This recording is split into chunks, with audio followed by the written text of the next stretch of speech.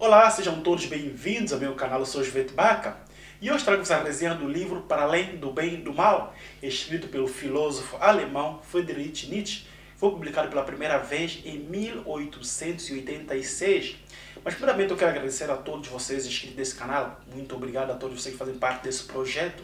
Eu tive que fazer uma pequena pausa para me dedicar mais às conferências que fui organizando ao longo do ano passado, novembro e dezembro. E a minha tese, que eu escrevi a minha tese de doutoramento. Espero este ano dar mais sequência aqui à publicação constante dos vídeos. Esperemos que consiga conciliar tudo. Às vezes é um bocadinho complicado ter que fazer duas coisas à parte, se dedicar à tese, fazer aqui edições de vídeos, procurar conteúdo para o canal, mas espero que consiga conciliar tudo isso para partilhar mais reflexões com vocês. Espero voltar com todos os quadros do canal. Esperamos que nos apoiemos aqui, partilhem mais vezes os vídeos que vocês gostam, para vossos amigos, que se inscrevam também. Fazemos parte deste canal e cresceremos cada vez mais. Então, muito obrigado, se inscrevam e vamos ao vídeo. Para nós compreendermos essa obra aqui, Para Além do Bem e do Mal, é necessário nós compreendermos a questão da moral, dos valores que foram construídos ao longo dos tempos, principalmente na sociedade europeia moderna. Porque não é apenas a sociedade moderna que estava em crise, porque Nietzsche vem aqui e faz uma avaliação dos valores que foram construídos ao longo desse mesmo tempo, que a sociedade europeia moderna tinha uma sustentação dos valores muito básicos, muito dependentes muito do moralismo judaico-cristão. E ele queria fazer não só essa desconstrução, como nós podemos ver aqui no livro Anticristo, que tem aqui a resenha no canal, e também no Crepúsculo dos Ídolos, que eu também fiz aqui a resenha neste mesmo canal, que ele pega esse martelo e vai conseguir não só desconstruir esse próprio pensamento que se baseia muito nessa mesma camada do cristianismo, principalmente, porque ele nota que existe não só uma certa influência de certos pensadores que contribuíram para essa degeneração dos valores europeus. Por isso, existe uma necessidade de retrocedermos, não só de pensarmos de que é o bem, o que é o mal, o que é a moral, que são os valores que devemos construir para termos uma sociedade cada vez mais forte. Esse próprio pensamento não só vai contra o pensamento da própria igreja da época, mas também dos pensadores que sustentaram esses mesmos princípios morais, esses valores que eram vistos apenas não só como valores dos cristãos, mas valores universais. Essa moral não só prejudicou a construção de uma comunidade internacional de respeito mútuo dos valores diferentes em diferentes sociedades, mas a perseguição do diferente, que eles consideravam o impróprio, o impuro, indigente. Essa mesma construção dessas ideias aqui da moral cristã vão além não só de desconstruir esse próprio ser humano que está aqui presente para lhe levar a um ser superior, isto é, a Deus, e renegar os seus próprios princípios, seus próprios valores, sua própria construção do seu próprio corpo. E essa negação do ser humano, do demasiadamente humano, vai além dessa mesma construção.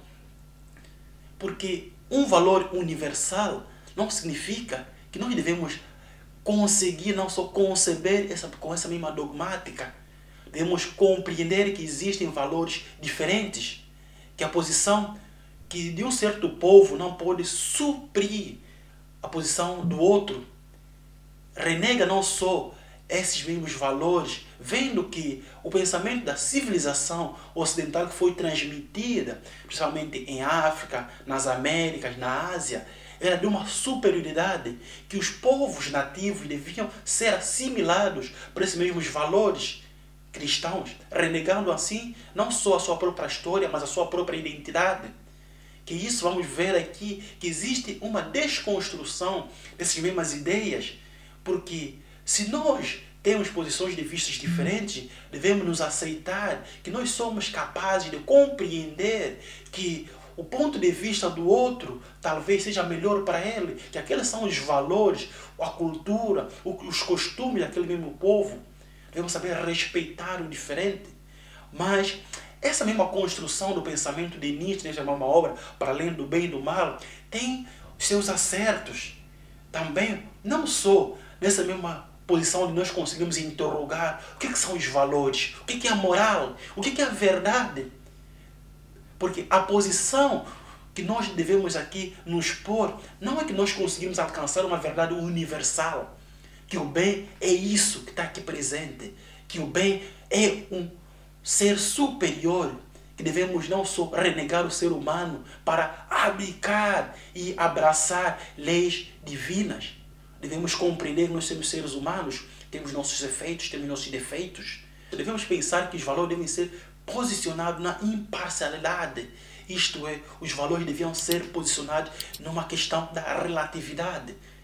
Porque, de certo ponto, que Nietzsche vai desconstruir o pensamento não só de Platão, de Aristóteles, de Sócrates, especialmente, coitado de Sócrates, que vão servir não só como base no pensamento cristão, que vão ser usados pelo Santo Agostinho, que usa muito Platão para construir essa ideia aqui do livre-arbítrio, dos valores supra-divinos, que devemos aqui pensar que o ser humano deve se abdicar da cidade de Deus, não a cidade dos homens, e que os seres humanos perfeitos devem conseguir não só ser uma imitação de Deus. Nietzsche aqui vai contrapor esse mesmo pensamento de devemos ser demasiados humanos, devemos aceitar que nós somos seres humanos. Também na posição que do livre-arbítrio, essa invenção que não só contradiz com a posição do ser humano, um ser racional e livre, que deve pensar e escolher o que é certo para ele, o que é certo para mim, não o que é o certo para o outro. Essa desconstrução, isso é importante, que o livre-arbítrio é uma construção, uma mentira que Nietzsche vê aqui nessa posição, porque só vai existir um livre-arbítrio se você acredita num ser superior, num ser divino. Então, se Nietzsche não acredita nisso, é uma construção falaciosa. Por isso que tanto o São Tomás de Aquino, que vai se basear no pensamento de Aristóteles para construir sobre o valor da Suma Teológica, sobre a Contragentes, mas também esse mesmo pensador, esses mesmos pensadores, filósofos que eram considerados cristãos, como o Blaise Pascal, que vai ajudar na proliferação desses mesmos valores, como o próprio René Descartes, com seu cogito ergo sum, do seu penso logo existo, vai trazer essa mesma construção dos valores morais, porque vai ser usado como o seu próprio pensamento. Se você pensa que existe, então a igreja vai se basear nessa mesma posição para difundir os seus próprios valores.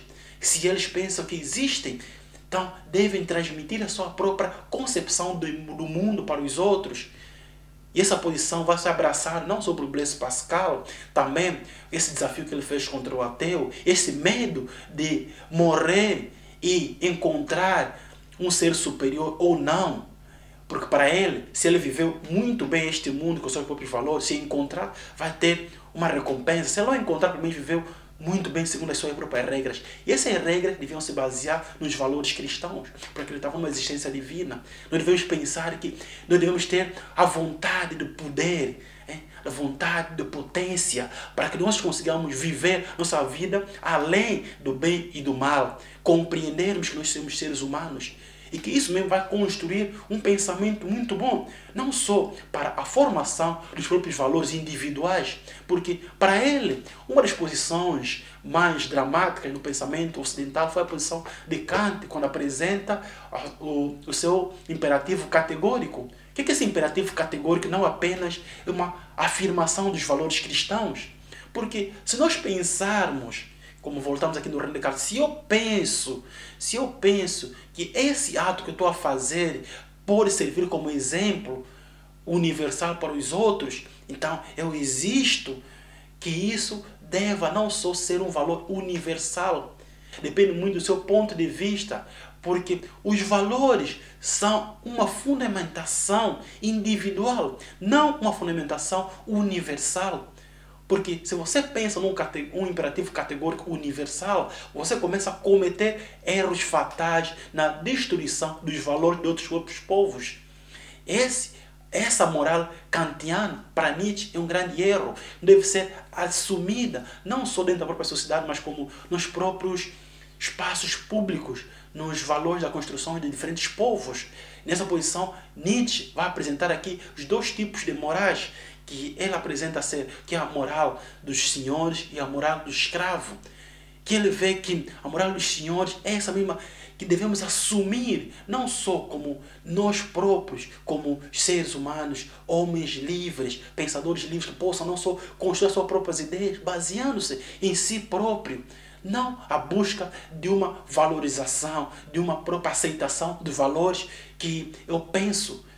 E isso não só transmite uma potência de poder para que o ser humano possa compreender que os seus próprios valores vão além do bem e do mal, que a sua própria construção, que a sua própria busca de virtude vai além do bem e do mal, os seus próprios atos. Tudo vai depender da posição que o outro se vê. Se eu me vejo muito bem com aqueles valores que eu estou conseguindo transmitir para os outros, isso vai me caracterizar como um ser maior.